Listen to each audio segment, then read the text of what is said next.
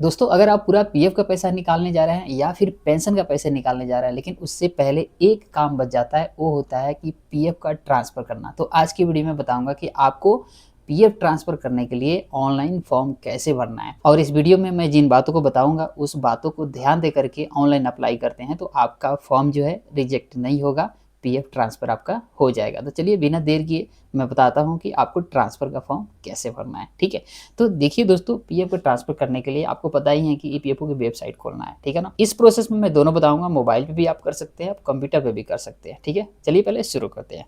तो देखिए दोस्तों, यहाँ पे मैं लैपटॉप पे गूगल क्रोमो खोलने वाला हूँ, ठीक है ना। देखिए, अब यहाँ पे मैंने गूगल क्रोमो खोला, ठीक है। अब मैं इसमें टाइप करता हूँ ईपीएफओ, ठीक है। ईपीएफओ टाइप करके मैंने इसको एंटर किया तो मेरे सामने आ गया एम्प्लॉय प्रोविडेंट फंड ऑर्गेनाइजेशन की वेबसाइट, ठीक है। अगर आप इसे मोबाइल पे खोल रहे हैं तो जैसे मैंने गूगल क्रोमो खोला वैसे ही खोल करके आपको क्या करना है कि उसको डेस्कटॉप मोड में कर लेना है। फिर आप डेस्कटॉप मोड में कर लेते हैं तो आपकी व्यू बिल्कुल लैपटॉप की तरह हो जाएगी। जैसे मैं अप्लाई कर रहा हूँ वैसे ही आप भी अप्लाई कर पाएंगे आसान तरीके से, ठीक है।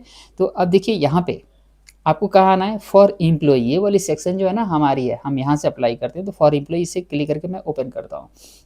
अब आपके सामने एम्प्लॉय प्रोविडेंट फंड ऑर्गेनाइजेशन की वेबसाइट दिख जाएगी, लेकिन आपको नीचे लेफ्ट कॉर्नर पे नीचे आना है, यहाँ पे सर्विस वाले सेक्शन में, और दूसरे नंबर पे पढ़िए member UN online service OCS OTCP. इसको आपको क्या करना है कि क्लिक करके ओपन करना है। अब यहाँ पे आपको एक नोटिफिकेशन दिखेगा, इस नोटिफिकेशन को ओके कर लीजिएगा, यानी स्किप कर लीजिएगा। अब यहाँ पे आपसे पूछा जाएगा यूएन नंबर और पासवर्ड। तो अगर आपने अभी तक यूएन को एक्टिवेट नहीं किया है तो फिर उस वीडियो का लिंक इस वीडियो के डिस्क्रिप्शन में है, वहाँ से जा कर के देख करके आप जो है अपना यूएन को एक्टिवेट कर सकते हैं और पासवर्ड भी क्रिएट कर सकते हैं। लेकिन मेरे पास यूएन और पासवर्ड है तो मैं यहाँ पे यूएन और पासवर्ड डाल लेता हूँ। तो देखिए, मैं यहाँ पे यूएन और पासवर्ड यहाँ पे मैंने डाल लिया। अब मैं करता हूँ साइन इन, ठीक है।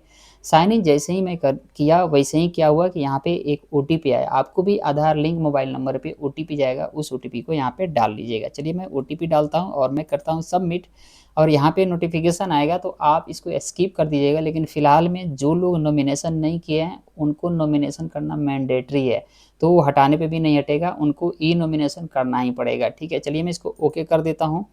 अब पीएफ ट्रांसफ़र करने के लिए तो ऊपर देखिए आपको होम, व्यू, मैनेज अकाउंट और ऑनलाइन सर्विस, तो आपको जाना है ऑनलाइन सर्विस वाले सेक्शन में, और यहाँ पे दूसरे नंबर पे आता है one member one EPF account transfer request, ठीक है।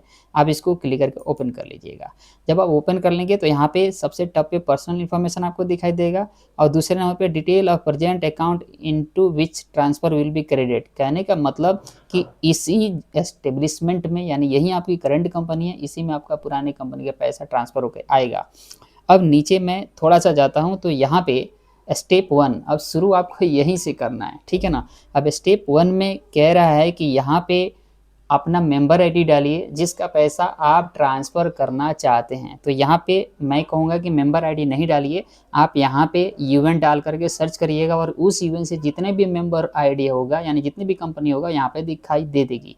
तो मैं यहाँ पे यूएन नंबर डालता हूँ। अब करता हूँ गेट डिटेल, ठीक है। अब गेट डिटेल किया तो यहाँ पे एक कॉलम खोल करके आ गया, और यहाँ पे खुला एस्टेब्लिशमेंट, यानी इसमें एस्टेब्लिशमेंट दिखाई दे देगा जितने भी कंपनी में काम इन्होंने किया है, जिनकी मैं ट्रांसफ़र कर रहा हूँ। तो चलिए मैं यहाँ पे ड्रॉप डाउन ओपन करता हूँ। ड्रॉप डाउन ओपन किया तो यहाँ पे 3 कंपनी दिखाई दे रही है। तो आप क्या कर सकते हैं, इसमें से एक-एक सेलेक्ट करके पूरे ट्रांसफ़र कर सकते हैं, लेकिन हमें यहाँ पे एक कंपनी का ट्रांसफ़र करना है तो मैं इसको सेलेक्ट कर लेता हूँ। जैसे ही मैंने सेलेक्ट किया तो यहाँ पे देखिए आ गया, कंपनी यहाँ पे नीचे आ गई जैसे ही मैंने सेलेक्ट किया, ठीक है। आपको भी दिखाई दे देगी। अब क्या करना है, यहाँ पे जो स्क्वायर दिख रहा है ना, इसको क्लिक करके इसको सेलेक्ट कर लीजिएगा, यानी इसी कंपनी का पैसा ट्रांसफ़र करना है, ठीक है। यहाँ से आप डिलीट भी कर सकते हैं यदि आप गलत सेलेक्ट कर लिए तो, ठीक है, लेकिन ये सही सेलेक्ट है तो डिलीट क्यों करना, ठीक है। अब मैं नीचे आता हूँ। स्टेप 2, स्टेप 2 में है कि ओटीपी डाल करके वेरीफाई करना है। कितना सिंपल है, ठीक है। अब उससे पहले आपको यहाँ पे टर्म्स कंडीशन एक्सेप्ट करना पड़ेगा। स्क्वायर देख रहे हैं, इसको एक्सेप्ट कर लीजिएगा और करिएगा गेट ओटीपी। देखिए मैंने गेट ओटीपी किया, अब एक ओटीपी आएगा, और देखिए वहाँ यहाँ पे आ गया ओटीपी सेंड सक्सेसफुली, यानी ओटीपी अब मोबाइल पे आ चुका है। अब मैं इस ओटीपी को यहाँ पे डालता हूँ, ठीक है। बिल्कुल सेम आपको भी ऐसे ही करते जाना है, ठीक है। अब मैं यहाँ पे ओटीपी डाला, अब मैं करता हूँ सबमिट। अब यहाँ पे देखिए ट्रांसफ़र क्लेम सबमिट हो गया, ठीक है ना। यहाँ पे आ गया ट्रांसफ़र क्लेम स्टेटस, यहाँ पे देखिए आ गया है ना, यहाँ पे जो मैंने फॉर्म सबमिट किया, ठीक है। यहाँ से प्रिंटेबल फॉर्म 13 नंबर है, इसको आप डाउनलोड भी करके देख सकते हैं, अपने पास रख सकते हैं। हालाँकि इस फॉर्म को कहीं भी देने की आवश्यकता नहीं पड़ेगी आपको, ठीक है।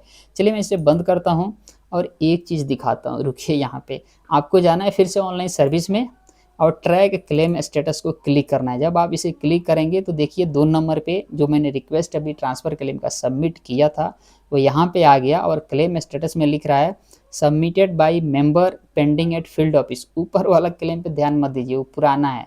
यहाँ पे जो मैं अभी किया तो यहाँ पे आ रहा है submitted by member pending at field office, मतलब कि मैंने सबमिट कर दिया है। अब ये डायरेक्ट ईपीएफओ ऑफिस के पास गया है और वो अप्रूव कर देगा तो आपका क्लेम जो है पास हो जाएगा। अब यहाँ पे एक चीज़ आपने नोटिस किया, यहाँ पे लिख रहा है कि अटेस्टेशन नॉट रिक्वायर्ड, क्योंकि पहले ये ट्रांसफ़र क्लेम किसके पास जाता था, कंपनी के पास जाता था अप्रूवल होने के लिए, लेकिन अब नहीं जाएगा, कंपनी की झंझट खत्म हो चुकी है। अब डायरेक्ट ईपीएफओ ऑफिस इसको अप्रूवल कर देगा तो आपकी पीएफ ट्रांसफ़र हो जाएगी। एक चीज़ ध्यान रखना है, एक क्लेम फॉर्म भरने से पहले आपको चेक करना है पिछले जिस कंपनी का पैसा आप ट्रांसफ़र कर रहे हैं ना, उसमें आपका नाम और जो डेट ऑफ बर्थ है, जो भी कुछ है, आपका नाम और फादर का नाम सेम होनी चाहिए नए कंपनी के हिसाब से, ठीक है ना। आईडी अलग-अलग होते हैं, हर कंपनी में काम करते तो अलग-अलग आईडी खुल जाती है, तो दोनों में सेम होनी चाहिए। तो आप पहले करेक्शन ज़रूर करवा लीजिएगा, अगर पुरानी कंपनी में नाम गलत है तो, या नई कंपनी में आपका गलत है तो। हालाँकि नई कंपनी में गलत नहीं हो सकता, पुराने वाला ही ईमेल लिंक होता है, ठीक है। तो अगर ऐसा है तो आपको सही कराना पड़ेगा, उसके बाद ट्रांसफ़र क्लेम भरिएगा। इससे क्या होगा कि आपका ट्रांसफ़र क्लेम लटकेगा नहीं, ना ही अटकेगा, बल्कि पास हो जाएगा। तो दोस्तों इस तरह से अपना जो है ट्रांसफ़र क्लेम जो है भर सकते हैं। पीएफ ट्रांसफ़र करने के लिए किसी प्रकार की दिक्कत आती है आपको फॉर्म भरने में या एरर आती है तो उसकी स्क्रीनशॉट लेकर के डिस्क्रिप्शन में मेरा मोबाइल नंबर है, उस पे व्हाट्सएप कर सकते हैं। मैं उसका सॉल्यूशन ज़रूर लेकर के आऊँगा, क्योंकि अगर आप भेजिएगा किसी भी प्रकार की प्रॉब्लम तभी तो मैं सॉल्यूशन बताऊँगा। तो चलिए मिलते हैं अगले वीडियो में, तब तक के लिए नमस्कार, बाय। चैनल पे नए हैं तो ज़रूर सब्सक्राइब कर लीजिएगा। Bye bye.